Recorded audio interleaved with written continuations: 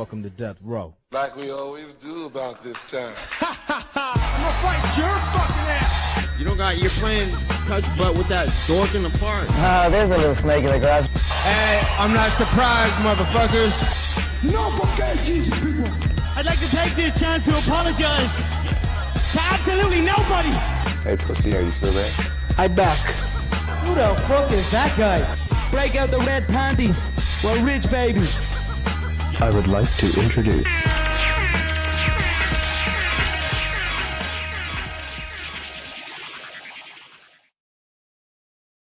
Welcome to the MMA for Money Show, episode 60. In this show, we'll review UFC Fight Island 6 Ortega versus Korean Zombie and preview UFC 254. Yes, it's actually happening. Khabib versus Gaethje is happening this Saturday. I am Bob Boss, your favorite garbage man at MMA State of Mind, here with, well, not here yet with Real Mike. He'll hop in at some point, but you know who I am here with, Mikey Gilman at Mikey Gills on Twitter. That's Gills with a Z if you spell the wrong thing. I want to stop pushing traffic towards whoever that guy is because he's getting followers where he shouldn't. And the Twitter of the show is MMA for Money Show. Obviously, follow that one. Mikey Gills, how are you doing? I'm doing good. With the fake Twitter thing, my only goal in life now is to have like a fake John Jones of me. Just one that always gets mistaken. But I'm doing great. Ready? I'm pumped up. Let's go. I was gonna say, I think if anybody has a chance for that, it's me, because my name is Bob Boss, which is basically John Smith for Dutch people. So if you type in my name into Google, you will probably come out with like 30,000 different people across the greater United States. But moving back on, we are live. The MMA for Money Show is live. If you're watching currently, we're live. If you're listening after fact, well, we're not live. But if you're listening after fact, you're listening on Apple Podcasts, Spotify, Google Podcasts, Overcast, or Pocket Cast. But if you are watching live, we're on Twitch, Periscope, and YouTube. Also, the show is on YouTube after the fact. Guess what? We have our tiny little tidbits back of little breakdowns, funny quips. Maybe you'll get to learn the inner workings of a dapper Mike Gills, who I like to call Hot Hands. But please subscribe to the show on YouTube. It helps. And on podcast, leave comments, share, review, all of those wonderful, wonderful things that make us feel good and like we're actually accomplishing something here on Tuesday nights. UFC, you know what?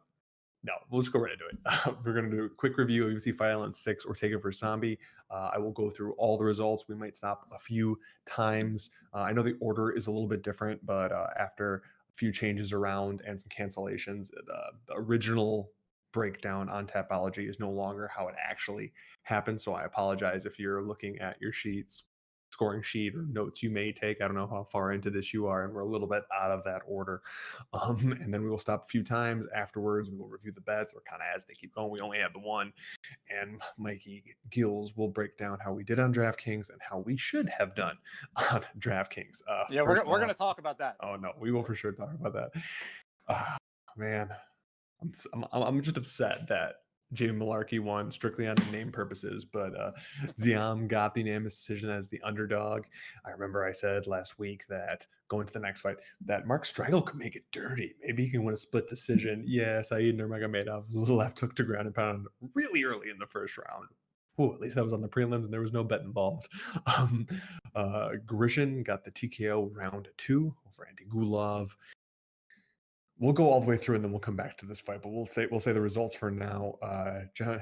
John Young Park got the unanimous decision over John Phillips in a absolute drumming. I said that this was basically a human sacrifice, and it was, but we are upset for different reasons, which we'll go back to. Jillian Robertson got the unanimous decision. Guram Kudaledzes, I need to reread these beforehand, whatever, as the underdog got the split. I was off on this next one. James Krause was able to pull out unanimous decision, clear win, just borderline easy fight for him. Claudio Silva just did not show up. Granted, I know huge gaps between fights, but thought he could be able to control on the ground. Jonathan Martinez, man, beat the ghost of Thomas Almeida by unanimous decision. Jimmy Crute utterly destroyed Modestas Bukauskas. Jessica Andrade completely destroyed Galen Chukagian with just a hook to the body, basically, and she collapsed. And then Cyril Gane, oh wait, that fight got canceled, which is sad.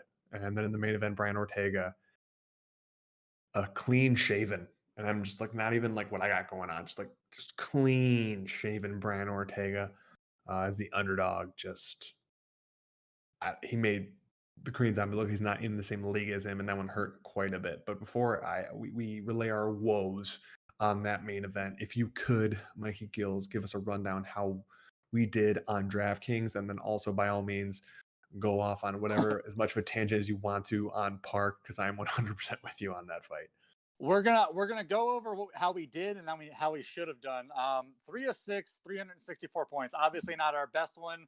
We probably could have guessed this was happening. I was way too cocky last week. Anyway, but we'll start off. Modestus Bukauskas.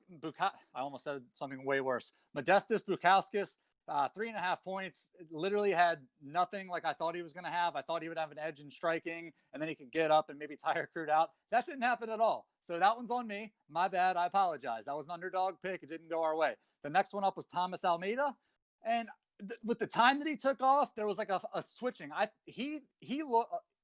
Brian Ortega ended up looking the way that I thought Almeida would. I thought Almeida would have taken that time off, gotten his striking. Oh, sorry, my phone is going nuts. Gotten his striking and all. Sorry, my phone just went off for no reason.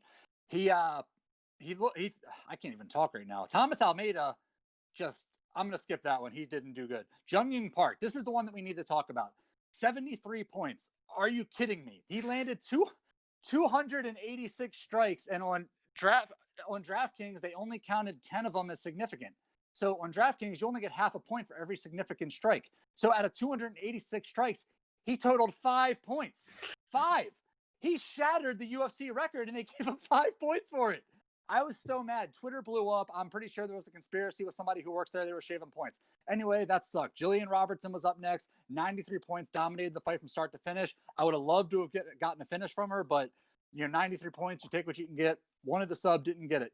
Next up, Korean Zombie. And what can you say about this, man? Just Brian Ortega showed up. All the crap that we talked about Brian Ortega throughout that show, he showed up with the shaved head, nice and clean. And because of all the crap that Brian Ortega heard from us this week, and me in particular, went full shaved head in honor of Brian Ortega. So if you're just listening, this is clean razor shaved right here. You can get real close and see it if you're watching live. But that's how we're going to do the show tonight in Ortega's honor. Jessica Andrade, next up, 130 points.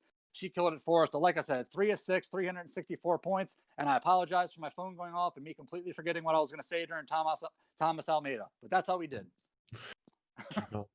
In general, if it helps, I'm in terms of what I could hear, since your mic is by your head like this, I couldn't even hear your phone. I don't know if it comes up. I don't know if it comes up on the podcast like later after the fact, but at least as of live, from what I'm hearing, I heard nothing. So it was actually my watch is what went off when I said my phone. So I had something coming in. I took it off and threw it across the room. So it's maybe broken over by the TV. But yeah, that's fair. That's we fair. should be good now. The two main fights that I want to talk about, one of which was going to be one of the bets that we had. I don't need to talk about Park anymore. I'm 100% with you. I do not understand how that few of them are significant strikes in terms of DraftKings, because like in terms of everything else, it would have been. I understand that was a lot of gibberish talking around in a circle, but we reached the same point. I want to briefly talk about the Jessica Andrade fight, and mainly because I am planning right now, because this was awesome, right? I'm looking for those juicy odds that I'm going to get when Jessica Andrade is going to fight Shevchenko. Because everyone's going to see this finishing. They're going to see that Chukagian and Shevchenko are both kickboxers, but they're different degrees of kickboxers. And especially with as much of a counter striker as Shevchenko is, and the ability to move laterally, it's just going to look like a worse version of the Joanna Jędrzejczyk fight, but possibly a finish later. So I'm pretty excited about that. Because originally, like if this was going to be a decision, they would have eventually made that fight, and you would have gotten Shevchenko at minus 600 or wherever she's at. I might get under minus 200 for this, and I'm pretty pumped for that. I might be way off, and it's super high, but I think I have a chance to get under minus 200 on someone who should be minus 4, minus 5. So for that, I'm excited. And then in terms of the main event, we were talking about a little bit before the show started. I don't think even the people that liked Ortega's chances in this fight, and I talked to a few of them on Twitter leading up to it because they saw that we were so bullish on the Korean Zombie. Obviously, this was a max bet, so sorry. Yes, we lost a max bet on this one, so minus 5 units. For the card, we are still overall winning on max bets. I believe right now we're not as good as you would like. I think we're 3-2 right now, but we just need Diego Lima to fight more. He typically is a max bet for us and almost always wins. Either way, we were talking about the fact that like even if you're picking Ortega, this is not what you pictured when you saw Ortega winning. This is not what you pictured when you saw Korean Zombie losing. This is not what you pictured when you saw him shave his head. And I know we keep going back to that, but like there's a weird combination of, was it him trying to make weight? Then he's donating his hair, but why would he wait until it's just an odd combination of things. I mean, I know he worked with Dr. Andy Galpin going into this, so I assumed his weight cut was not going to be an issue. So that's why I was surprised when there was that leaning towards, and he didn't look the best on the scale. But either way, he looked phenomenal in the fight. But we were completely right with the Almeida comparison. Like, this is what you thought Almeida was going to do. This guy's off for 2 years and does sustain a knee injury, but like consistently gets better. And his striking, he always, you could tell that like there was pauses between strikes before, because he would be thinking about the strikes before he would actually do them.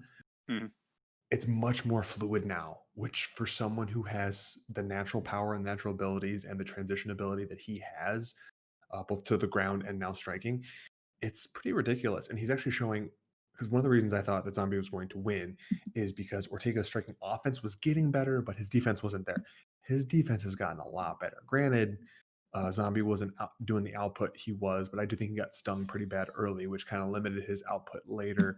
But I mean, I've heard people saying, well, obviously it's Korean Zombie. He's a plotting fighter who goes for it and gets hit. I'm like, that's who he used to be. In his last like 3 fights, he's shown that he's much more of a diverse striker. And the fact that Ortega did this to him, I'm sold. I mean, I guess maybe I'm sold easy, but like I'm very excited for the possibility of Ortega versus Volkanovski and like what he could possibly do, whether it be on the ground if Volkanovski tries to go there, or striking. I mean, doesn't have a ridiculous output. There's more feints involved, but I don't know.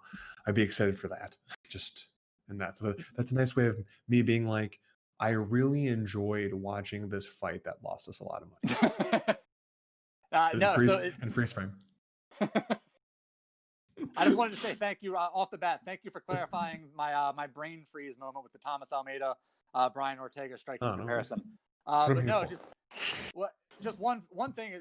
As soon as he landed that Chris Jericho Judas effect elbow on him, that we actually saw him training in a clip backstage. So it's sort of like when you saw the Conor McGregor Jose Aldo punch training. Yeah. Knew it was coming. He set it up, and it's beautiful when you know that's just the thing he's been drilling. Obviously, they saw something coming. But you're right. When it comes to Ortega for a title shot now, I mean, my God, it's a different story. He's a different animal. A guy like that with that level of jiu-jitsu, with that kind of striking, woo! Let's like, what? Man, that's a money fight now, and I'm excited for it. And now we have matching haircuts. I can cheer for him. That's how we're going to do this from now on. Brian Ortega, let's go. You're basically best friends. And since he's friends and helped train Halle Berry for that fight movie she has coming up, you're basically best friends with Halle Berry. I'm just making connections. Is that the one with John Moxley in it? The MMA fighters? Might be. I'm not sure. All I know is that Halle Berry has been training to be an MMA movie for a while, so she's become obsessed, and that's why she was at all of the live events before the shutdown. Well, she was Catwoman, so she's a natural fighter. It's true. It's true. And she fought a lot in Swordfish. Yeah, she didn't. I'm just giving everyone the visual of the scene in Swordfish. Everyone knows what I'm talking about. So we're moving on. We're going to go into UFC 254, and this is perfect timing for the start of the pay-per-view. We got the real Mike hopping in for us right as we start for UFC 254. What's up, sir? Real Mike, how you doing? I figured I'd fucking get it here as fast as possible so I could jump in on this shit show that I got us in here. Man, I'm fucking tired from working, obviously. Just got off, stoked to be here. Not stoked to be talking about what we're talking about right now, but real is motherfucking real, and I'm real Mike. We fucking lost. Shit fucking sucked. Okay. I never in my fucking life would have thought Ortega would strike that good. His defense would be that good.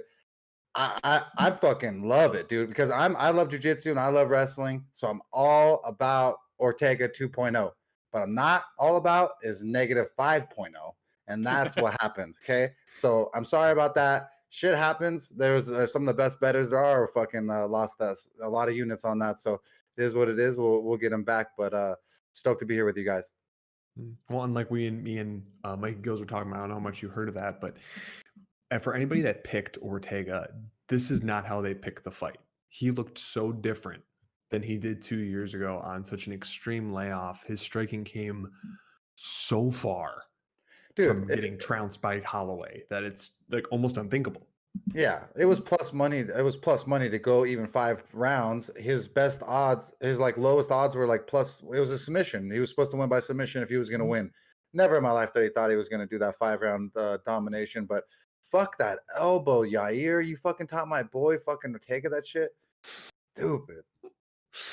No, it's definitely rough. Well, here's hoping we have a little bit better luck here coming up on UFC 254, which is we're hopping into right now. We're still in Abu Dhabi, but this time we're for a pay-per-view. So we only lost one fight last time. Here's hoping we don't lose any, even though I know I'm jinxing that considering that Ankalaev versus Cutelaba 2, but 5th time they've made it, is happening. But we'll go for the very first fight in the card. I want it to happen. I'm to a point now that I'm stoked that it's happening and that it's on Fight Island, because apparently Fight Island keeps away jinxes. And the only reason that the heavyweight fight between Gon and the other guy got canceled is because the guy that he was fighting had like a pre-existing contract that didn't get cleared when he got signed to the UFC, which is, I would think you'd have that stuff figured out. But either way, we're jumping in to UFC 254. The first fight is Joe Alvarez minus 155 versus Alexander Yakovlev plus 135. Mikey Gills, talk to us about Alvarez versus Yakovlev. All right, let's start off with Joel Alvarez, 17-2, 2 knockouts, 15 submissions, 6'3", 77-inch reach, going off for $9,000. He's 2-1 since entering the UFC. He's won his last 2 straight. Most recently retiring Joe Duffy back in July. May his career rest in peace. He's primarily a grappler. He'll die for that takedown immediately, but conversely, on the other side, he'll also allow himself to be taken down. Very confident in his ground game, and he's aggressive as all hell once it gets down there. Facing Alexander Yakovlev, 9 knockouts, 9 submissions, 25-10-1. 6'3". I think I messed up. The other one was 6 foot. 74-inch reach, $7,200 on DraftKings. He's 3-5 since entering the UFC. Most recently dropping a decision to Roosevelt Roberts back in November. And let's face it, that loss looks way worse ever since Roberts lost to the murderer himself, Kevin Kroom. He's very well. Sorry, had to bring him back up. Very well rounded, good stand up. He's solid on the ground.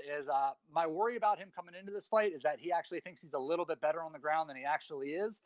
He'd be best to keep this fight standing if he can, but I think Alvarez gets him down to the ground and can submit him pretty quick. I think he's just a level above, and I think he's going to show it here. For $9,000, I think he's a really good, one of the better top end plays on DraftKings, and I definitely recommend him in your lineup. Yakovlev, 7,200, kind of a stay away for me.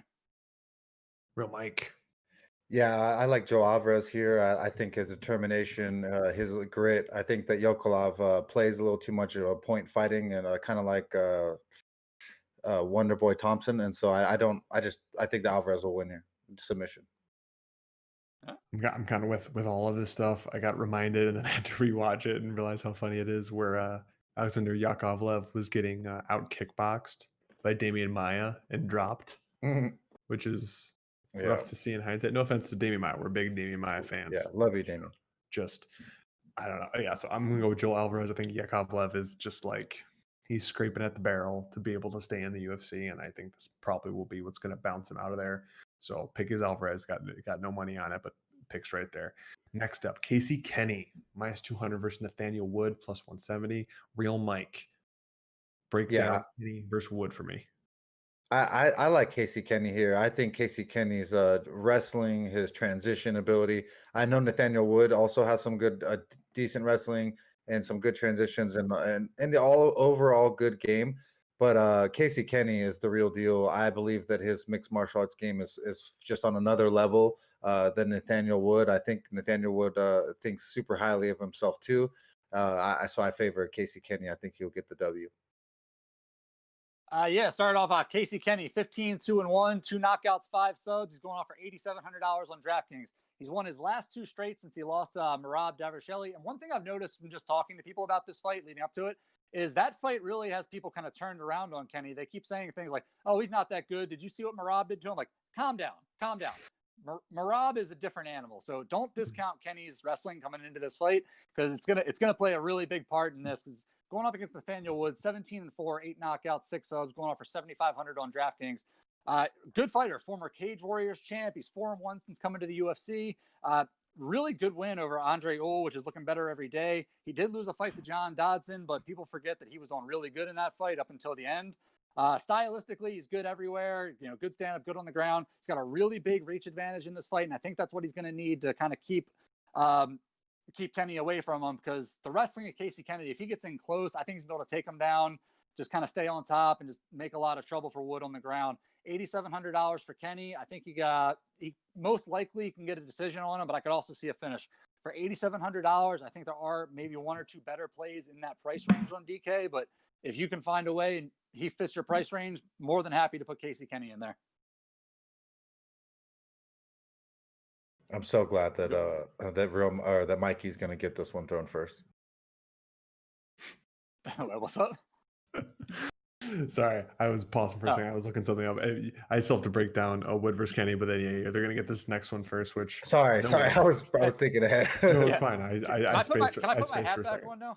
You can, now that we're not talking about Brian Ortega anymore. Yeah, I mean, Ortega too. Get over here. I was unless you wondering want why. to have it, unless you want to have it that way to go for Stefan Struve, or if you want to have it that way to kind of support. I guess that's the other guy that shaved his head on the card, but and that's not really shaved. It's just. Hey, Halloween's coming soon, Uncle Esther. Keep that shit fucking under wraps. See, you weren't even here yet. This was in honor of me. This is my disrespect haircut after the Brian Ortega fight. Hey, you know what's funny is that I actually thought about doing that, and I was like, oh my god, my hair is way too beautiful, dude. Fuck all that. Yeah, mine's not. This is the best option I have right here. Nah, I got good fucking beautiful thick locks, son. Sorry, my take on Kenny versus Space, but I forgot that I had talked about that. Obviously, reminder to everyone out here, I've been up since about 2:45, so things start to get a little hazy after a while. 4:30 here. I really like Kenny here. What's not necessarily bothering me, but he's kind of going through that stage of a wrestler where he's starting to fall in love with his hands a little bit. They all do it. Every single one of them does it. In terms of on the feet, he doesn't necessarily have the advantage, but he starts to, if he leans that way too much, he can find himself lit up. If he does trust his wrestling, I think he can completely nullify and just cruise it to an easy decision against Nathaniel Wood if that's the way he's willing to go. So my pick is Kenny. I do think that he has the makings of like an upper tier bantamweight. So I'm going to pick him here. Obviously, minus 200, not that big of a surprise, but here we go. Now, this was the one that Real Mike is talking about. It is Liana Jojua versus Miranda Maverick. Top Gun. Like it. So Mikey Gills goes with this one first because it just ended up that way. Well, it was your turn anyways coming, so I happened to see that it happened to be these two fucking not worth really talking about, and so I'm just stoked to see what Mikey Gills is gonna inform me of about DraftKings, because I honestly don't fucking know. All right, well, I'll tell you what. This makes sense. We're gonna start off with Miranda Maverick, 7-2, 5 subs, 2 decisions. She's going off for $9,300 on DraftKings. She's actually someone I'm familiar with. So it's funny you said that. I've seen her fight live before in Baltimore. She fought for the Shogun promotion like a year or two ago. Anyway, she's making her right. She's making her UFC debut. She's won her last 3 fights. Also has 2 other wins in that span, the Invina Phoenix series. But most recently, she beat Pearl Gonzalez, who's one of my personally favorite crazy women of the sport. I love her. Really good ground game. She works from the clinch. She likes to put people against the cage, throw them down, and more often than not, she gets a submission. Going up against Liana Jojua, she's 8-3, 1 knockout, 6 submissions, 5'4", 62-inch reach, going off for $6,900. 1-1 since entering the UFC, 7 finishes and 8 career fights. Gotta love that. It's kind of weird though with her backstory. It says that she has a base in Muay Thai, but when you watch her strike, she's really not all that good at all. So it's kind of like me when I tell people that I have a background in karate because I took 3 lessons when I was 7. I got a white belt, and that's kind of how I see it. But well, 24-hour fitness, they have these kickboxing classes and stuff. So maybe they had a Muay Thai class, and all of a sudden, fucking dude's fucking striped. Dude, I work out before work. I get the bag. Sorry. What were you saying, Mike? Oh, I just was going off on that tangent. Sorry. Oh, Well, either way, she's really good on the ground, super slick submission game. This fight, it's kind of a pick 'em for me. It's two girls around the same point in their careers. Both of them like to go for subs. I could see a 3-round decision. I would think Maverick would be the favorite because she doesn't fall to her back like I've seen Jojoa do in the videos. For me, it's a stay away unless you think Jojoa can pull off a sub from the bottom, maybe. But I'm not going to be playing either of these girls. But if I'm just making a straight pick, it's Miranda Maverick.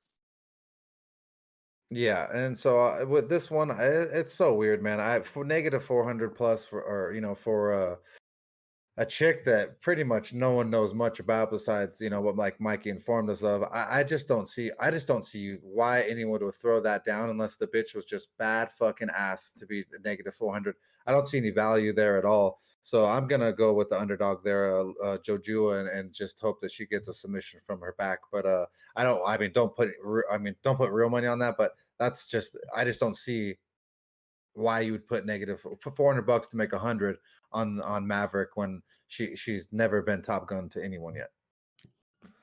Love that play on words. I'm gonna pick Maverick, not because she's a huge favorite, but because she is similar to what Mike Gill says. She's the only one I'm familiar with. I watched the Capella Gonzalez fight. I knew of her from her fight before that, and other than that, that's about all I got on her. Whereas the other girl, I've never even heard of and didn't watch any fight tape on her. So this is I'm picking Miranda Maverick, but I don't have much to base that off of other than the fact that I'm more familiar with one than the other. But full disclosure on that one. Next up, Da Un Jung, minus 345. This is at light heavyweight versus Sam Alvey, plus 285. Real Mike, the Korean Zombie training partner, versus the American top model husband. Where are you at? Oh man, if Korean Zombie would have won, I could have rolled into this one hot and heavy. But fuck, dude, killed my whole vibes on this Korean train right now. Former one champion. Champion too. Jung is this is the moment that Sam Alvey is finally gonna get put out. He hasn't been put out. He needs, at least that I remember, right? Is correct? He hasn't been put out.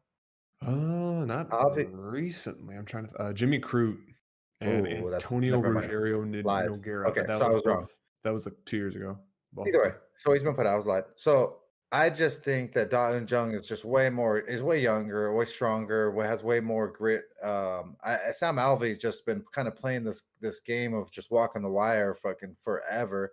He's a great guy, great dude, great husband, I'm sure, and all these things. But Da Un Jung should win here by KO. Yeah, I keep going on Da Un Jung. 13-2. He's 6'4", 78.5-inch reach, 10 knockouts, 2 submissions, going off for $9,400 on DraftKings. So far, he's 2-0 in the UFC. He hasn't lost since his 3rd career fight. But you guys know what I like to do. I like to go through the records, see if people are a little fraudulent. The shit show. He's had some questionable opponents, super questionable.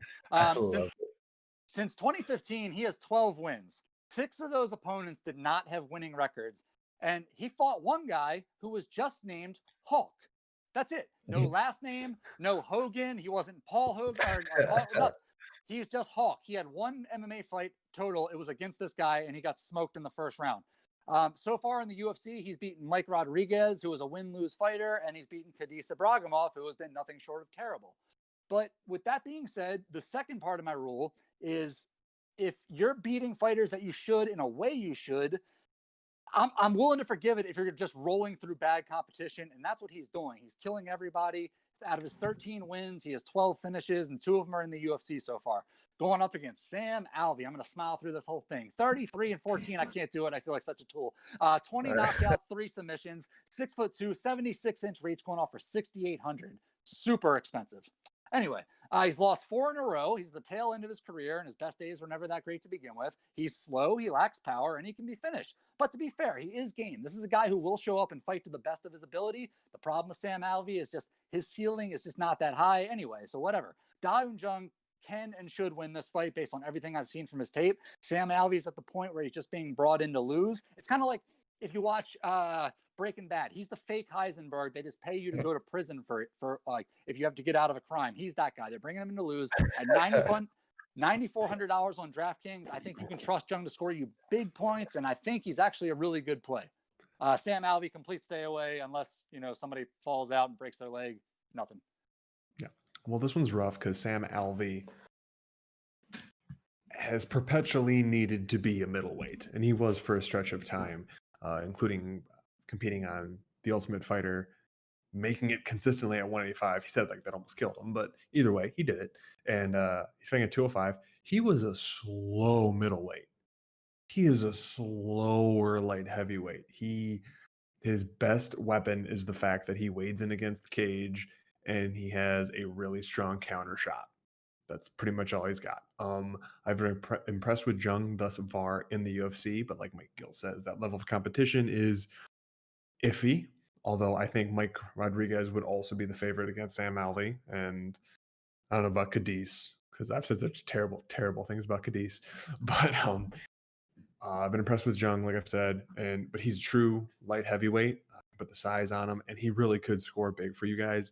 Obviously, the only thing that I worry about is Sam Alvey doing some veteran stuff where he's losing the entire fight, and then in the third round just pops him and gets a finish. It would be very Sam Alvey-like to get a finish in the third round in a fight that he is losing to somehow stay in the UFC. Just it makes sense. I hope it doesn't happen. I like Jung, but I don't know. Sam Alvey gonna Sam Alvey. So I'll move on because on that one, like I said, it's like minus 345 against somebody versus Sam Alvey is always a little bit hinky unless it's someone with world-stopping power, which I'm not sure. Because even though Alvey has been put out recently, it usually takes quite a bit of power to do so. Next up, Alex Cowboy Oliveira. Quite the losing skid. Minus 125 versus Shavkat? Shavkat is a dope name, dude. But I want to say Shavkat. Shavkat Copenhaver, dude. Shavkat Copenhaver, dude. Well, it's Shavkat Rakhmonov. Yeah, his last name sucks compared to mine, but it's all right. Shavkat Rakhmonov. I'm done. Okay. Plus. Shave cat with fire, rock Molotov. Boom. Ooh, I like that one better. Shave cat, rock Molotov. Okay. Yeah, I'm here with that. I'm walking away on that one. Good luck, guys. That was perfect. He was actually the one who was supposed to be on this card. He was actually real Mike. I don't know if you knew this. Our buddy Shavkat here. The original fight he was supposed to have was going to be against EDS, which would have been awesome. Zaleski dos Santos, and that would have been a fantastic fight. Obviously, Zaleski backed out, and now we got Cowboy Oliveira, both hoping to get back in the winning column, and then also hoping to get some money to give to one of his like 7 baby mamas, and like 12 kids at this point, on the same block in Brazil, because that's just how the Cowboy rolls. Sorry, Mikey Gills breakdown Cowboy Oliveira versus Shavkat. Real quick, are either of you guys looking at Cowboy's notes right now for his record? Right, the second negative. I could get it up real fast. I must have written it down wrong, or maybe I didn't. I don't know, but I have it that he won his 2 most recent fights and dropped 3 before that. Am I? Oh, that's right, the Peterson. Okay, yeah. Sorry, I was going all the way back to the Nicholas Dalby fight. So yeah. Yeah, no, I was looking. I completely skipped over the dude's last 2 fights. No, I had like a wave of panic rush over me. I was thinking that I put like the wrong notes under the wrong name. It's weird. No, it's all right. It's okay. I was remembering the Griffin fight, and I thought he lost that split decision. I didn't even remember the Peter Sabata fight. Well, no, the only reason I was even bringing it up is because like that would have like kind of trashed everything that I was about to say. I just had like a wave of panic wash over me. Anyway, it doesn't matter. He's got the 2 wins. He's got the 2 wins. Yeah. You are right. Cowboy Oliveira, he's 22-8-1, 12 knockouts, 5 subs, going off for $8,500 on DraftKings. Won his 2 most recent fights after dropping 3 before that, and like, we've all seen Cowboy fight 1,000 times. Muay Thai style on the feet. He's pretty slick on the ground. Just, a solid, good, but not great fighter. He's only 32 years old, which sounds weird to say because it feels like he's been around forever. And when it comes to the matchmaking in this fight, I feel like we've all kind of seen his potential, and the UFC has seen the same. Because they're putting him up against Shavkat Rakhmonov. He's 12-0, 7 knockouts, 5 subs. He's finished every single fight in his career. 6'1", going off for $7,700. He's making his UFC debut. Like I said, he's finished every fight, and he's faced some pretty legitimate competition outside of the UFC. Like, I'm not going to sit here and tell you that I've watched all of his fights in M1, or he was in another one, Battle of the Nomads. I'm not staying up late to watch Battle of the Nomads. I'm sorry, I just don't. But you can watch those fights, and you can see like that he's facing some guys who know what they're doing. He's a really good combat sambo guy. He's going to work to bring this fight to the ground, smash you from top position, pound you out, get a sub. It doesn't matter.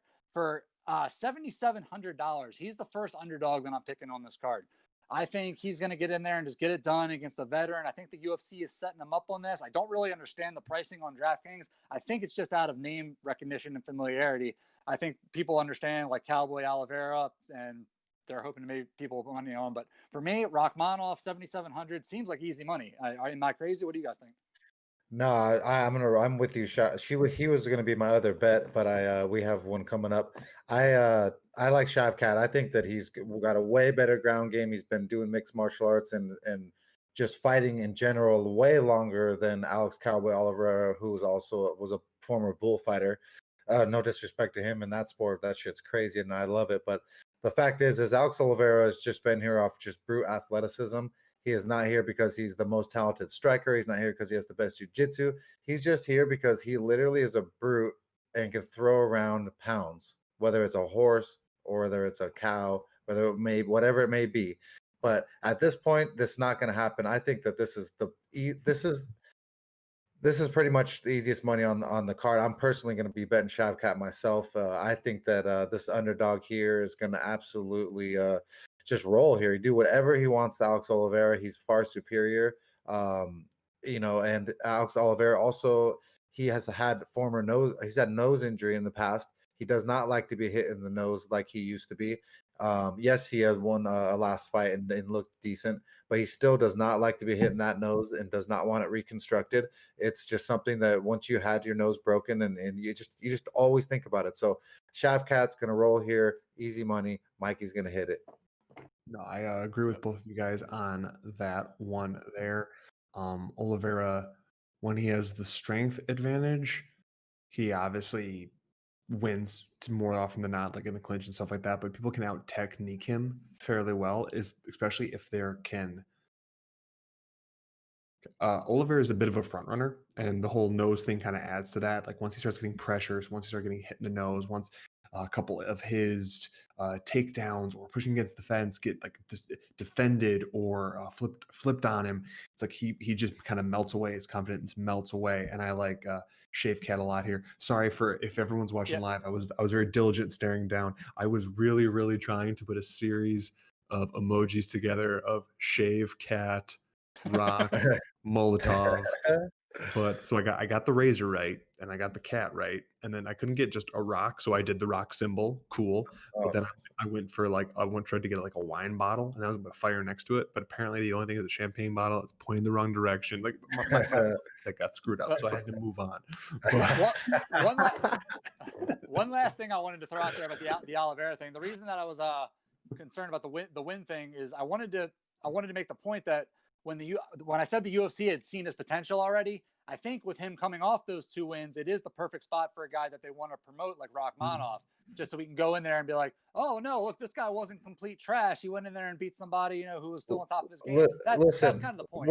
We're spot on right now because look at the fucking odds right now. You got a newcomer coming in fighting Alex Oliveira, who's supposedly a vet, OG veteran. It's just bait money on him for Oliveira, in my opinion.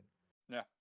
I'm trying to find out when Zaleski backed out, only because I know it's shorter notice for Cowboy Oliveira, but I don't know how much short notice. And short notice to go all the way to Abu Dhabi to fight someone is quite the thing. So I don't have the exact date on there. I can't quite find it. They couldn't find it the place I was looking. But either way, we're all for the shaved cat. Yes. Okay. Moving on. This is one of 2 heavyweight fights that we're going to talk quite a bit about. But we're going to start with Real Mike on this one because he has a bet for this one. We have Stefan the Skyscraper. I retired and then I came back. I'm 7 foot with a gigantic reach, but don't use it. Struve -115 versus Ty. I was recently cut by the UFC, but they need people because everybody wants to fight during COVID, but they need more fighters. Tuivasa is -105. So Real Mike, big heavyweights. Yeah, this is a rare moment where I'm gonna bet a heavyweight fight. Tai Tuivasa is just to me a way more powerful striker than Stefan Struve. He's just way more athletic, way younger, has just more to offer. Stefan Struve is so spotty and iffy. I don't I never know what's coming with that. He was kind of like OSP before OSP decided to just come, resurrect himself a little bit. But I just think that Tai Tuivasa is going to be way too much. His power is going to end up catching Stefan Struve on his chin, and he's going to end up flat on his back like Jesus on a cross. So I'm going to be betting 1.05, or was it one? What was the odds right now, Bob? It's minus 105 right now, so 1.05 units to win one. 1.05 units to win one on Tai Tuivasa to resurrect Stefan Struve. Okay, so the odds actually favor Tuivasa right now, right? Is that what I just No. heard, or is No. it basically? Okay, I thought I heard that wrong. It's basically a pick. It's basically a pick. It's almost Struve a is pick, minus yeah. 115. He minus 105. So like slight favor, but they're both. It's a pick. Okay, sorry, I was half heard the last part. I just wanted to no worries. make sure something. No, 'cause Sorry, dude. No, because Tai Tuivasa, he's the underdog on DraftKings too. And we should mention this real quick. We don't get together before this and pick our picks. This is completely natural. I'm also taking Tai Tuivasa. He's $7,900 on DraftKings, 10-3 with 9 knockouts. This is a guy that you want to bet on against a guy like Stefan Struve. He's really hard to take down. He's going to be a key in this fight because Struve's really only chance that I see is on the ground. He's got real solid leg kicks, big power in his feet. And you never know. Stefan Struve, he might have those Rocky V flashbacks when he goes up against like a Pacific Islander. His jaw just shatters in his mind. Who knows? But anyway, Stefan Struve, 29-12. He's 6'11.5". I'm just going to call him 7 foot. It sounds better. 84.5-inch reach, might as well be 63 inches the way he uses it.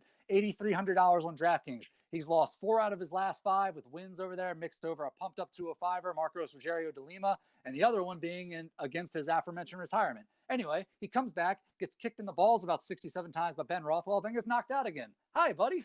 But anyway, like I said, he doesn't know how to use his distance. He's got an 84.5-inch reach. He has no idea how to use it. He's never learned how to use it. He's been in the UFC for like a decade plus, still has no idea how to hide behind a jab. It's the most insane thing happening. The best highlight of this guy's career happened on Fuel TV, if you want to know how long it's been since he's been good. He's a kickboxer, bro. He's Dutch, dude. Yeah, sure. He's such a good kickboxer that his only chance in this fight is on the ground. But no, seriously. Tai Tuivasa, $7,900 on DraftKings. Again, this is another underdog I'm taking on DraftKings. I couldn't believe it when I saw it. Mikey. No, if you told me to just pick the prices myself on there, I would have had Tai Tuivasa as like an $8,500 guy. But shit, I can save money on him. Let's go all day. Shit, I don't even play DraftKings, and I had him at 8,500. I'm echoing the sentiment on Tai Tuivasa going against my Dutch brother there, Stefan Struve, but Tai Tuivasa, he recently lost to Sergey Spivak, which is not a good thing. Obviously, that's not a good thing, and it was by submission. So similar to what Mikey Gill said, Stefan Struve's really only chance in this is by submission, but he only goes to submission when he's forced to get into a submission position, basically. Like he goes to the ground when someone takes him to the ground. He gets an advantageous position when someone puts himself there. Don't worry, he's an opportunistic submission finisher, but when he's forced to do so. I think Tai Tuivasa at this point has by far the better chin. Struve has been knocked out 7 times within the UFC, and brutally. He's coming off another one of those after like a failed retirement, and before that it's like he at least always had a little bit of snappy punches to him. Like they're not there anymore, and I don't know. I just can really. Tai Tuivasa is just explosive enough, and especially on that first step where you could just see him lunging in past that reach, throwing one of those haymaker windmill punches that does not look pretty but lands, and Struve just falls straight back and just straight explodes. So I'm going to go with Tai Tuivasa here just because, Struve has never been what he was going to be. And I was very happy when he retired, and I want him to go back to that, even if it's forced to be so. So Tai Tuivasa, put the man to sleep. Next up, we have the fight that was, the fight that could be, the fight that never was, and then never wasn't, and then never wasn't, and then never wasn't, and then now is again. Magomed Ankalaev -300 versus Ion Cutelaba plus 250. I was talking to Mike Gills ahead of time. I just rewatched this fight going into it, and I remember watching live thinking it was complete BS. Ian Cutelaba was rocked. It's a good thing they called the fight, all that kind of stuff. A little bit early, but whatever. Rewatching it, it's like there is no way he was actually rocked. It was so very clear that he was just trying to mess with Ankalaev and get him to start throwing wildly, because every single time he would click back in and answer with a strike, he was whipping it faster than I think any strike I've ever seen Ian Cutelaba throw. So just as a preface, that this fight kind of sort of happened and then for sure didn't happen 4 more times, but now it's happening again, maybe. Mikey Gills, the last one. Mikey Gills, Ankalaev versus Cutelaba, the fight that we've broken down 4 times. Were you on the show when we broke it down the first time? I want to say I wasn't here the first time, but I can't be sure. You missed it by like a week or 2. I've at least done it 3 times. I know that. Like you guys may have reviewed it on the show that I wasn't on. That's how like you are to... Episode 60 today. That's Fire. true. All right. I guess start off with Magomed Ankalaev. Do we have to go through the whole thing again, or can we just kind of? No, you can hit very much high points, or cause like for me, I'm for sure going to be like, hey, I've broken this down 3 times before. Look up what it is, and you can go back. Do your thing. Everyone kind of knows. The pick is Magomed Ankalaev. One thing worth noting about Ian Cutelaba is he's lost 4 times since he's been in the UFC. 3 of them have been by stoppage. We've already kind of seen when these guys go together that he's resorting to trickery to try to get a win. That's not a good sign. That doesn't work twice. To me, that's a sign that he knows he can't win. Ankalaev, he's $8,900 on DraftKings. For me, he's a lock. Ian Cutelaba, his chance, we all know what it is. His chance is to try to draw you into a firefight and clip your chin and knock you to sleep. I don't think it's going to happen against this guy. Ankalaev's more technical on the feet, on the ground, everywhere. He's just a better fighter. So Ankalaev's the pick for me. Cutelaba at 7,300, though. Maybe if you need that pick, there is the chance. You talk about path to victory in DraftKings for underdogs. That he has one. It's clear knockout. You know, that's how he's got to do it. But I don't see it happening, so I'm not going to play him. But there you go. Yeah, on this one, Magomed was clearly winning the last fight and just was more dominant. I know I'll give Ian Cutelaba a little bit of credit. He was, I know, rope-a-doping a little bit and kind of faking and looking stupid, a couple times. But dude, he was losing, and the bottom line is he's going to lose. So Magomed Ankalaev is just better, a little bit better everywhere, and that's just not good for the Hulk. So sad to say, the Hulk's going to get smashed. I like that wordplay. No, dude, I'm on a roll with the Modelo, bro. The Modelo giving me. If you guys don't understand this, all 3 of us are big fans of wordplay. So if you want to get your like tweet retweeted like 1 million times or a shout out on the show, it's like get us some of that, like something good with wordplay or something very punny. And or a GIF, even a GIF that just makes me laugh at just perfectly. Well, it's why me and Mikey Gills were talking beforehand. I don't know where I found it, but when he kept talking about the Gagey Khabib fight, which we'll get to in a little bit, I found this GIF of someone shushing his girlfriend, but then he like rubs his finger back and forth. And that is now my new favorite GIF. I'll send it every time. Sorry, we'll get back on task to the fight everyone's been waiting for. Oh wait, no. hey, we're not as bad as the Fight Companion, all right? At least we talk about fights here. Yeah, you talk about fights. Lauren Murphy. Well, I guess this is a fight. Lauren Murphy minus 240 versus Lilia Shirokova. Who apparently is like the number 4 fighter in China. So big time. This is actually going to be this is actually probably this is going to be a very meaningful fight. Originally, it was going to be Lauren Murphy versus Cynthia Calvillo before Calvillo had to withdraw injury, I believe, and now it's just another one of those fights where veteran Lauren Murphy is probably going to get a veteran decision. So, man, I know it's kind of basically my breakdown on the fight. Hey, Real Mike, you want to talk about Murphy, your favorite fighter? Yeah, that's the craziest part is that normally I would have fucking some fun right now talking shit. But right now, Lauren Murphy is Donald Trump and the other girl is Biden. And all I got is Donald Trump Murphy right now. So Murphy is going to absolutely beat the shit out of this other girl. I think she understands the ferocity needed to finish someone. I think she'll finish the little Asian. I think that it's just too much too soon, especially for the women's division it's a little different than the men's. You don't just walk in here and just all of a sudden get a fox with people. I've doubted Murphy many, many fucking times. I swear, if this bitch fucks me right now, dude, I'm gonna be so pissed. I'm glad I'm not betting on her because I'd never bet on her. But Lauren Murphy is gonna win, so bet on her. All right, I guess to me, Lauren Murphy. If we're talking about things to like and things that we like about fighters, she beat Roxanne Modaffari in her last fight. So for me, that makes her my favorite fighter because I hate Roxanne Modaffari. Hey, my boy Bob has made this show at least 4 to 5 units on my bitch Roxy, at least. I would gladly burn. It would be 11 if I actually pulled the trigger on that.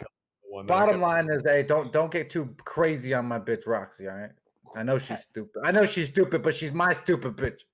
All right, well, I would love to talk about how much we could bet on her for DraftKings, but right now, because this fight was announced recently, there is no price for either of these on DraftKings yet. Lauren Murphy, just getting right back to her real quick. She's kind of like a jack of all trades style fighter. No real actual specific things, just kind of an all-around fighter. Going up against Lilia Shakarova. She's 8-1, 3 knockouts, 1 sub, making her UFC debut, taking this fight on short notice. She's won her last 3 fights. And when you watch the tape on her, I know she's very patient on the feet. She doesn't overcommit on her strikes. She'll wait for that perfect moment. But then when that perfect moment hits, she actually shoots a pretty legit fast blast double leg. She gets low. She covers a lot of distance in a hurry. Even when the prices come out, though, I'm not going to play either of these in DraftKings. Put a gun to my head, I would just take Lauren Murphy. She has more experience, octagon jitters, all that. But as far as making a pick based in reality, I just don't really know. I don't know enough about the Shakarova girl. Maybe later on in the week I'll have a better pick. Check out Twitter for that. But for right now, it's Murphy. Murphy's going to do veteran stuff. It's not going to be an entertaining fight, and somehow she's going to get another win inside the UFC. Moving on, Phil Hawes, -260 Megatron, is fighting Jacob Malcone, +220. Mikey Gills, Phil Hawes versus Malcone. I'm actually pronouncing all that wrong. No, I'm actually pretty excited about this fight. I'll start off with Phil Hawes, 8-2. 6 knockouts, 2 submissions, 6 foot, 77.5-inch reach, going on for $9,100. Making his official UFC debut after winning 4 straight, most recently on the Dana White's Contender Series. That fight was just over a month ago, worth noting. He's a freak athlete with a serious wrestling base. He was a JUCO national champ in college, trains with John Jones. So you got that little narrative. I'm sure it'll get brought up 15 times during the fight. But when it comes to watching him fight, this is a bad dude to have on top of you. And that's not even talking about how much ground he can cover on the feet with his power, with his strikes. Guy's got some legit speed and power. The thing you got to worry about this guy when you watch the tape on him is he's a kind of defensive liability on the feet. You watch a couple of his fights. His last loss was a really bad knockout about 4 years ago. He took a year off after that fight. We talked about how it's a good idea. He shored up a lot of those holes on defense. Going up against Jacob Malcone, 4-0, 2 knockouts, 2 decisions, going on for $7,100 on DraftKings. Making his UFC debut. He hasn't fought since October of last year. He's 4-0 as a pro MMA fighter, also 3-0 as a professional boxer. You watch him fight, and he has really decent stand-up. Nothing really blows your socks off, but he does mix it up well. He throws a lot of kicks, goes like the whole body, legs, body, head, and then he follows it up with some good punches. Yeah, he doesn't look bad on the feet. On the ground, he's a purple belt, though.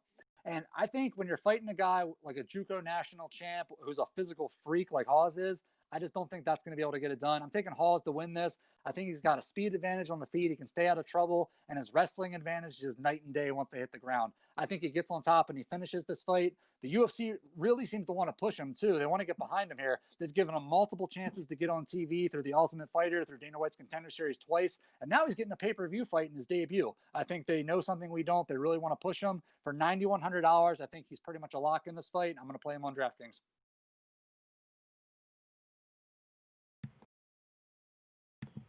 Yeah, on this, I'm pretty much gonna echo what Mikey said. Phil Hawes is just the boss Hawes. I like, instead of boss hog, he's boss Hawes. He's gonna absolutely dominate. Everywhere he's just better. I love the guy. I think that he's just got a lot of skill. I think that's why they're actually showcasing him this high up in the main card. For a guy that most people don't know, I really like the kid. I think that even at his price tag, it's still actually pretty cheap. I think he could be more favored, especially when you had a negative 400 girl in the beginning of the fucking card. Shit's crazy. My biggest issue with this fight is Phil Haas should win. Phil Haas should absolutely win. Phil Haas is going to win. My issue is I do not think he is a good fighter, and I do not think he's going to stick in the UFC. They are obsessed with him because he trains with John Jones and all of that stuff. Anytime he has ever taken a step up in competition, he has lost. He Agreed. lost getting into the Ultimate Fighter versus Andrew Sanchez, who's okay.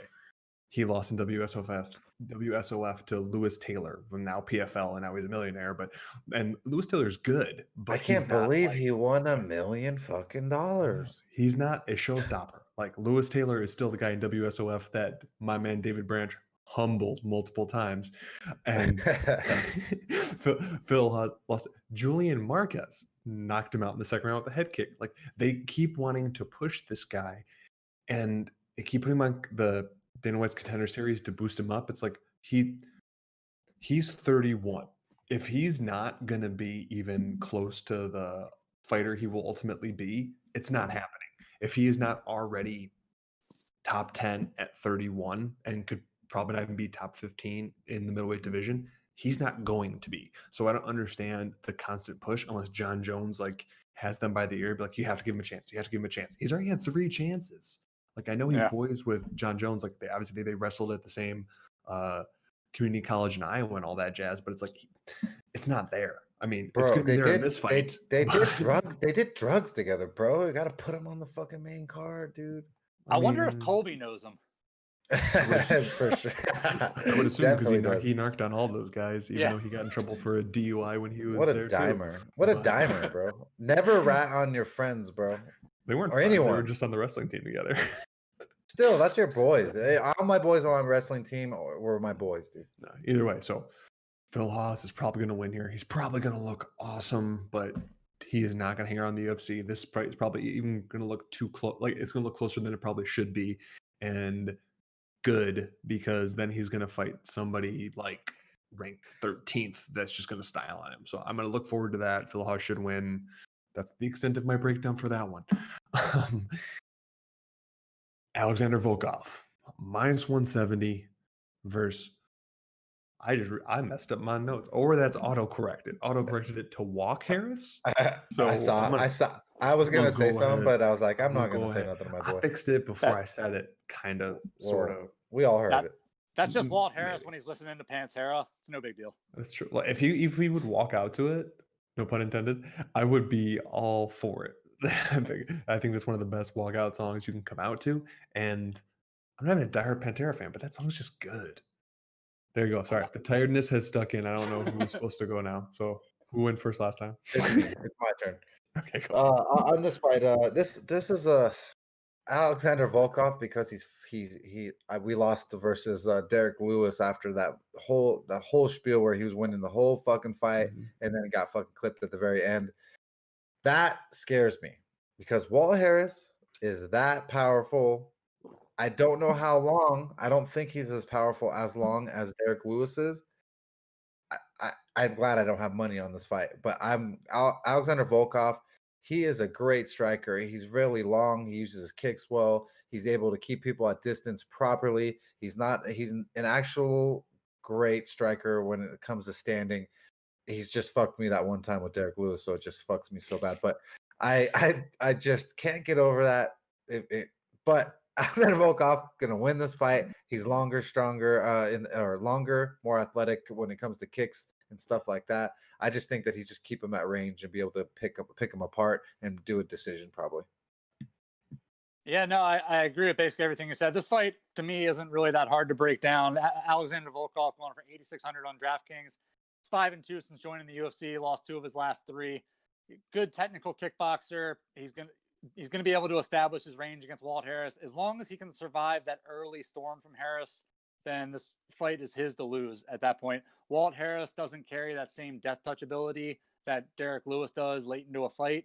I think he's going to be hell on wheels for about 2 or 3 minutes. He'll give you that Alistair Overeem fight blitz, and then he's going to gas out the same exact way. I don't think he connects on Volkov. I think Volkov's too slick for that.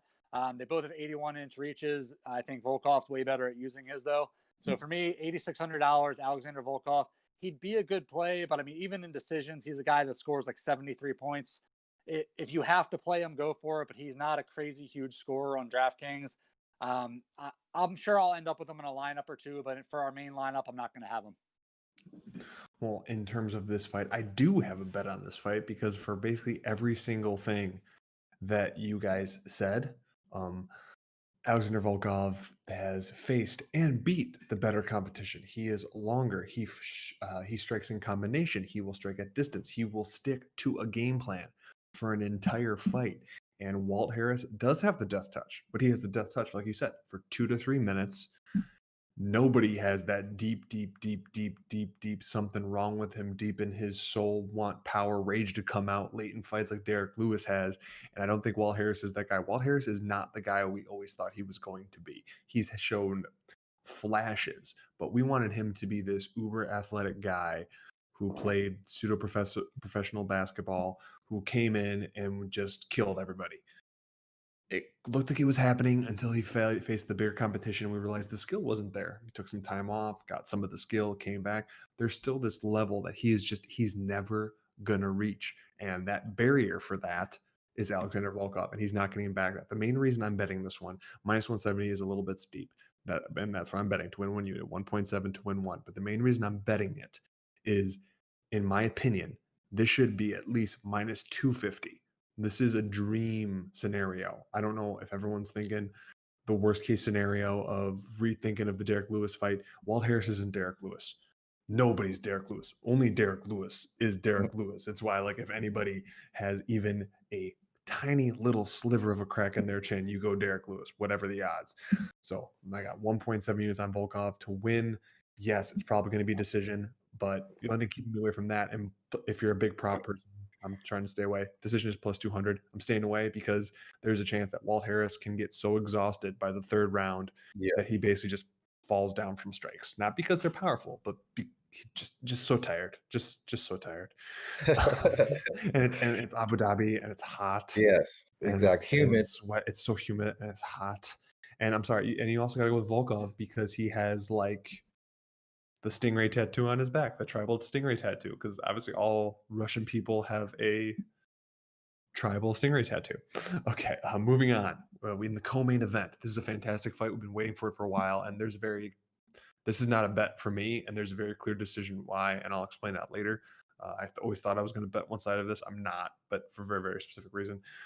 Bobby Knuckles, Robert Whitaker, the Reaper. Sorry, Bobby Knuckles is still so much better. Minus 105 versus Jared Killa Gorilla, Pyrite Power, Cannonair, the Captain of Crystals, minus 115 at middleweight to get a title shot.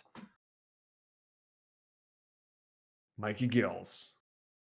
It's closely aligned, but I don't know how DraftKings is. So what are the DraftKings scores for this, and where are you falling in terms of that? Yeah, no, I'll start off with Robert Whitaker. DraftKings score is $8,000. They're right on the line. These guys are at the turn if you're using fantasy football terms. For me, this is a complete narrative fight. Does Robert Whitaker still have it?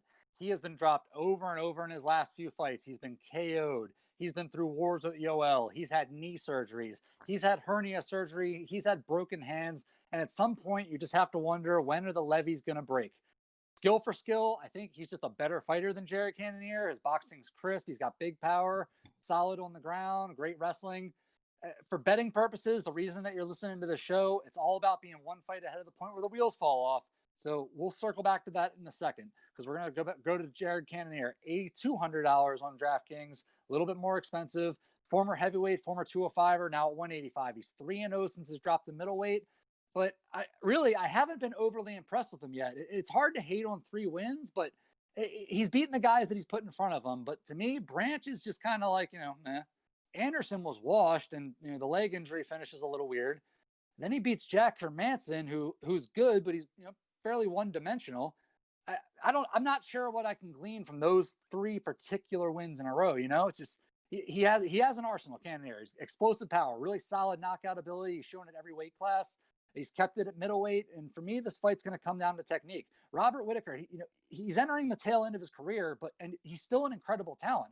And as much as I don't like some of those recent showings where he's getting dropped by guys like Darren Till, I do like his mindset. Like he wants to get back in the cage. He just fought 3 months ago, and he's getting back in there against rock solid competition. This is a guy who still believes that he can be champ, and he's eager to show it. He's coming out. He wants to show you that he can still be that top guy.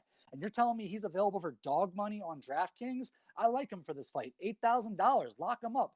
Whitaker, like, lock him up and just hope that he hasn't fallen off that ledge yet. I don't think he's quite at that point yet. I think he's coming back, and he's not at like a Chris Weidman level yet. You know, he is still Robert Whitaker. He's still Bobby Knuckles. He's still the Reaper. What do you guys got?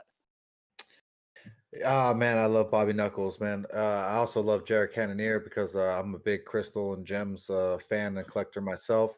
I know that he's got his tiger's eyes, amethyst, his pyrite, and all of his things over there, keeping him strong and empowered.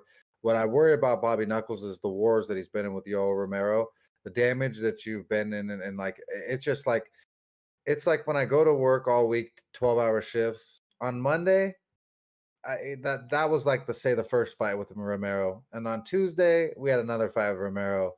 But my body is so fucking tired, even after fucking 24 hours of work, or then 36 or whatever it may be. I think that Knuckles is tired, bro, and I think that Cannonier isn't. I think he's motivated. I think that he has a mind state that is much more difficult for other people to understand. But I think that he's in a channel and in a groove and on another level right now where he's just he believes everything that he says and everything he's doing.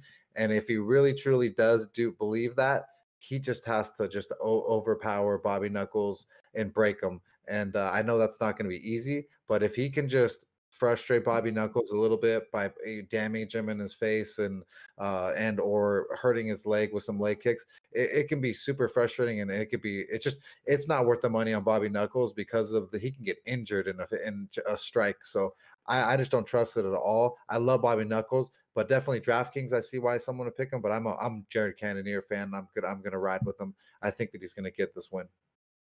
My hardest thing in this fight, and I had teased that this was always going to be a bet for me. I'm pretty sure we talked about it on the show at some point. Well, remind Mikey, Bob bet Jared Cannonier versus Jack Hermanson for us on the show. Yeah, that was big, and I was really high on him after that fact. 205 or something crazy. Yeah, I want to say closing was like plus 225. I think we got him at plus 190 because we got him early, and it steamed up. But one thing that is causing me to hold off, because I do not think Whitaker is who he used to be. Does that mean that he's not good enough to beat Cannonier? I don't know that yet, but I was going to ride with Cannonier because with him being on the upswing and with all the damage Whitaker has taken, with the power that he has, and especially if he can get out of the first round, Cannonier's takedown defense team seems to get better as the more confident that he gets. But one thing that's keeping me away from it is the first go round when these guys were supposed to fight. Now, if you don't know, this Cannonier is out for just over a year at this point, because the last time they were supposed to fight, they were going to make this exact fight before Whitaker ended up fighting Till, and Cannonier had a torn pec. So he's coming back from that and a full year off, which these are the type of things that are keeping me away from a bet here. And also with him as the favorite at minus 150. I know it's a pick 'em, but with him not being have underdog pricing, with recently having the torn pec, and with him being out for over a year, has me not betting it. Yeah. So listen to Mikey Gills. Yeah, I'm listening to Mikey Gills. I'm still picking Cannonier only because it still has it, and I do think that like the Whitaker that we remember, the Whitaker that we love, because I was a huge Bobby Knuckles fan, still am. He's amazing. I do think that the damage is adding up, because I think the Robert Whitaker from the first or the second Romero fight, if he would have fought Darren Till, would have made him look foolish. He would have led him into strikes, battered him, and finished him at some point in that fight. He still beat him, and Robert was still good. I think it's one of those things that, like, let's say in his heyday, he was like, if going 1 to 10, he was a 10 fighter in his heyday. And he's maybe drifted down to like, he's like an 8.7 now, which is still phenomenal. And it's still going to beat the utter vast majority of middleweights. There might be a couple guys he can't beat. And with the power, I'll lean towards Cannonier. But like I said, there's no bet on this one because the intangibles, in terms of DraftKings, I really like Mikey Gill's points here. And especially if Whitaker wins, he can come up really, really big, especially for the Yep. pricing that Gills is talking about. So it's all around fantastic fight. So either enjoy the fight or put in the DraftKings and enjoy it more. But we're not betting on this fight for obviously reasons we said. And enjoy. We are getting to the main event now, though. The big main event now. Oh, I'm excited. Oh, this is going to be such an amazing fight. Oh man, I can't even at this point. I keep flip flopping, fucking back and forth on my pick, dude. It's crazy. Still, If it helps, maybe me and Mikey Gills will be able to bring you over to the dark side, because I think we got something going on here. Well, Khabib Nurmagomedov is minus 335 versus Justin Gaethje. Nurmagomedov is clearly one of the most dominant 155 pounders ever.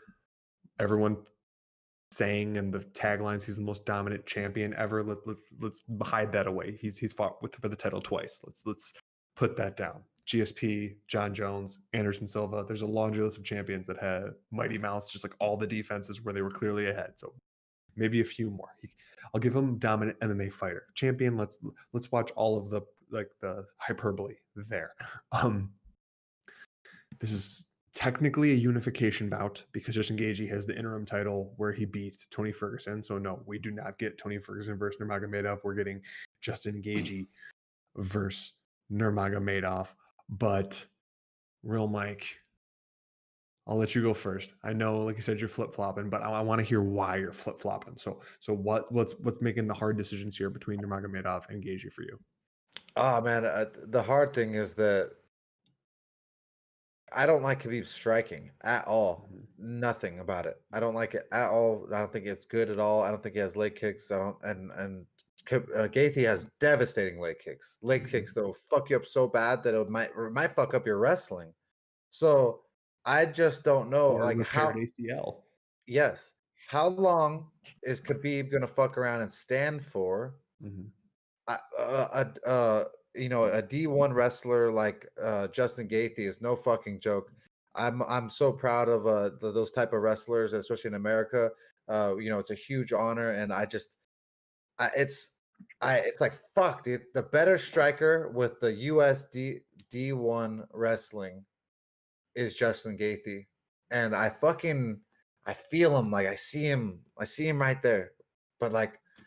Then I fucking wonder, like, is Khabib gonna take him down and fucking maul him? Just like I've heard all the stories of him mauling every single fucking person I've ever heard, like whether it's Cormier or fucking Vera or anyone that I've ever talked to personally. It's so it's like it's fuck, man. My heart says that Khabib's gonna win, and then my brain says that I should go with Gaethje. Give him the chance, but it's just it's so hard to go against Khabib and all the stories and everything and the mythological creature that they've created of Khabib. So I'm so fucked, dude. I'm gonna go with Justin Gaethje, dude. Okay. Mikey Gills, let him know why he should probably be a little more confident in that. Well, I'm going to start off quoting the great Gorilla Monsoon from WrestleMania 3. This really is the irresistible force meeting the immovable object. I can't tell you how pumped I am for this fight. You're telling me that you're still flip-flopping making your pick for this fight? I made my pick for this fight 3 years ago. I have not stopped talking about Justin Gaethje beating Khabib Nurmagomedov for as long as I can remember either of them being relevant. Like as soon as Khabib became that guy that everyone I said, talked, yeah. I said it too on our old podcast too. So but it's still hard to actually but you got it. Okay, well, give me some rope at this next statement. We can dive into it if you want, but we're talking about Khabib. He's gonna go into the cage and fight essentially the best wrestler and the best striker that he's ever had to face in his career at the same time.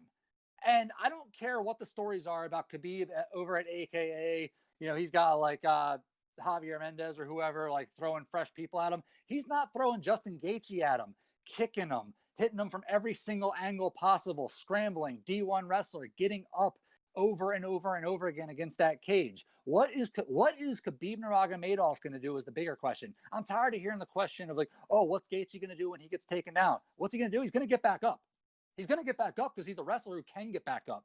He's going to get back up because his strikes to the leg are going to hurt Khabib. And those single legs, those double legs, they're not going to have as much power. He's going to get his hand free once Khabib's a little tired. That Dagestani handcuff, whatever. He's going to rip his hand off and slap him in the face with the Diaz style. I don't care. This is Justin Gaethje's fight. $7,000 on DraftKings. You want to feel comfortable about this, Mike? Feel comfortable about $7,000 on DraftKings. Yeah, that's disrespect. That is, hey, this is the disrespect moment of the show. You cannot disrespect a D1 wrestler like Justin Gaethje. It's fucking too fucking much.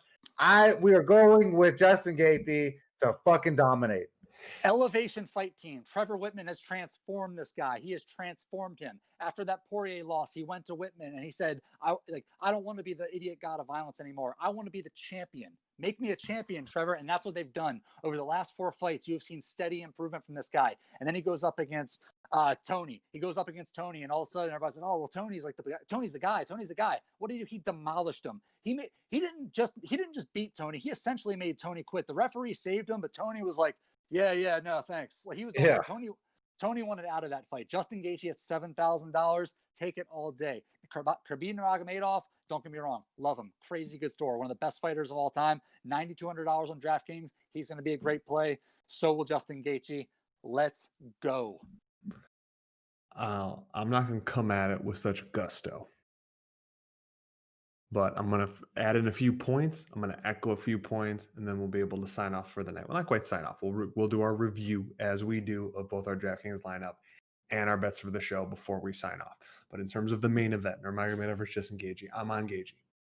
Literally the only reason I am not betting this is because we have such a terrible record when it comes to betting main events that I don't want to put that type of bad juju on Justin Gaethje. But in terms of a pick, it's Justin Gaethje for these reasons.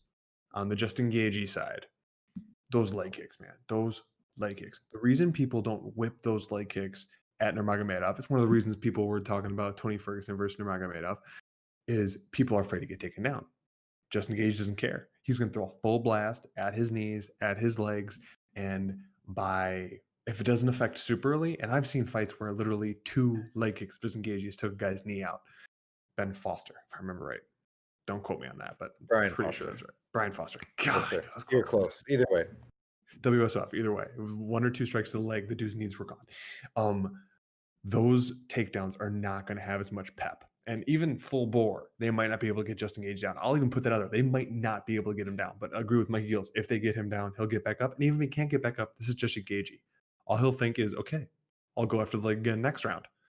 Okay, I got down again. Okay, I'll go after the leg the next round. At some point, those are going to add up to that those takedowns don't have as much pep. And Justin Gaethje has a fantastic left hook that is a strike that continually lands under Nurmagomedov. It got landed by Poirier, landed a few big ones. McGregor landed a few big ones. It's like, I don't know what the way he dips his shoulder. I don't know exactly, but the left hook always lands, and that's Justin Gaethje's best strike, and he throws it with relentless power. I agree. Trevor Whitman has finally molded this kid. I don't know if it reached a zenith versus Tony Ferguson because it all added together, or because it was an empty arena, the crowd wasn't making his bloodlust boil up. Well, you know what? He has that for this fight too. There is no crowd. There's going to be a few more VIPs than in the past, but still no crowd. And he's going to be able to focus. He's going to hear Trevor Whitman the entire time. He's going to treat him like it's a dang video game and press a button and Justin will react. He will throw combinations and he will throw. He will not be afraid to throw, and he will throw. He might even go for a takedown himself. Who knows? On the Nurmagomedov side, obviously, crazy dominant. His wrestling is ridiculous. Everyone does so many what ifs because he can still do that one thing. What happens when that one thing doesn't happen? Well, that one thing has continued to happen. The only time it hasn't is when he's chosen to strike, and it hasn't gone terrible, but it also hasn't gone great. So here's hoping he doesn't strike, because that's just bad news for him. But getting a little morbid with you, this is the first fight that Nurmagomedov will ever fight without his lifetime coach and dad in his corner. Well, not in his corner, alive. It sounds bad, but this will be the first training camp he hasn't trained with him, or at least talked to him about, where he's getting feedback. It has been his lifelong trainer, him and most all the other guys that have come over from Dagestan in their little group there. His dad was the one who trained them all. He is not there. Nurmagomedov is talking that he's going to retire at 30-0. His dad wanted him to retire at 30-0. He's looking past Justin Gaethje to that 30-0. He wants to retire undefeated at that 30-0. I've heard it 10 times this week and other things in videos. People are already bringing up Conor McGregor, getting him riled up, Nurmagomedov, making him look past Justin Gaethje. I'm not saying he's necessarily looking past him because I don't think Nurmagomedov would completely go that route, but let's put it this way, more so than in the past. But those leg kicks, man, you're going to get Khabib coming in. He's going to get leg kicked. He's going to wrap him up in the clinch. And he's going to get leg kicked because Justin Gaethje is one of those guys that could do leg kicks in the clinch. It's insane. I know. And he might get taken down. But at no point throughout the entire fight will Justin Gaethje concede to defeat. I love Dustin Poirier. He is one of my favorite fighters. He conceded to defeat after that first round. You could hear him in his corner. It was sad to see. He's one of my favorite fighters. He is very mentally tough. He broke there. Justin Gaethje won't break. Justin Gaethje doesn't know he can break. The only way Justin Gaethje will break is if he's unconscious. So kudos to Nurmagomedov if he could pull that off. Now, before I go too far, because I'm just going to start repeating everything you guys have said, because any points that I have not brought up on my end, you guys already have. So I'm all for Justin Gaethje here. Love me some Justin Gaethje. He's plus 275. That is ridiculous. I love Justin Gaethje. Now, I'm going to quick review our bets for this fight card. I'll give it to Mikey Gills so he can go down our DraftKings. We will say goodbye, all that wonderful stuff. Well, as of right now, yes, I think this might be a first that both of our bets are on heavyweight fights, but we have to win 1 unit on Tai Tuivasa at -105. So that's 1.05 units to win 1 unit. And we have on Alexander Volkov at the -170 locked in right now. 1.7 units to win 1 unit. That is what we have for UFC 254. Obviously, we have other favorites. So if that's going one way, you're already leaning, by all means, bet. We're just giving you some free bets here on things we're very confident in. Mikey Gills, talk to me about our DraftKings lineup. Yeah, let's just give the broad view real quick. You'll notice that I'm playing 3 of the higher price guys on this one. And I'm only doing that because there's 3 underdogs in this card that I really don't believe should be underdogs at all. Let's start off with our highest price one. Da Un Jung, $9,400. Pretty simple pick here. I think Sam Alvey sucks, and I think he's being given this fight to lose. Jung's already finished 2 guys in the UFC who would beat the brakes off Sam Alvey, and I think he rolls here too. Lock him up. Next up, $9,100. Phil Hawes. Watching the fight tape, I just don't see how Jacob Malkoun is going to deal with Hawes once this fight hits the ground. I think Hawes dominates him, and he gets a TKO finish probably pretty early. Crossing my fingers here on this next one, going with Magomed Ankalaev for $8,900. It's another fight that I see finishing early. He's just simply better than Iwan Kuntalaba everywhere, and I expect him to finish what he started 4 bookings ago. Just like I said, I'm crossing my fingers that he just doesn't get clipped in that wild exchange. But Ankalaev should roll there. The first underdog of the night, Tai Tuivasa. I have no idea why he's the underdog in this fight. I guess someone just saw him get dominated on the ground and thinks Struve can take him down and submit him. I just don't see that happening at all. I think Tuivasa, Rex Struve finishes him, lock him up for $7,900. Next up is what I would say is probably the first real underdog of the card, just because he's new, but it's Shavkat Rakhmonov. And at $7,700, he looks legit on his fight tape, and Cowboy is the right kind of test. How do you say it? Cowboy isn't the kiddie pool, but he isn't the deep end either. You're not diving off into his end of the pool. I can see a sub or a finish or just a dominant decision, but I definitely see Rakhmonov winning. And last up, I have simply talked too much trash over the years to wimp out now. I'm putting my money where my mouth is for $7,000. I'm rolling with my boy, Justin Gaethje, and new. Let's go. Gaethje might be the best striker and wrestler that Khabib has ever faced, and Khabib is going to have to figure out both of them at the same damn time. I'm not underestimating Khabib at all. I think he's great, but I break down every single fight the same exact way. I look at the way people fight, and I call it like I see it. Gaethje has a crystal clear path to victory in this fight, and I don't think Khabib can stop him from doing it. Let's go. Now, before we finally bid adieu, that was the show. But Real Mike, anything to say to the people, the fans, the listeners, the MMA Twitter sphere on the whole that you would like to say? I just appreciate all you listeners subscribing, liking, retweeting, and all the interactions each and every week. Hope to just make you guys happy. How about you, Mikey Gills?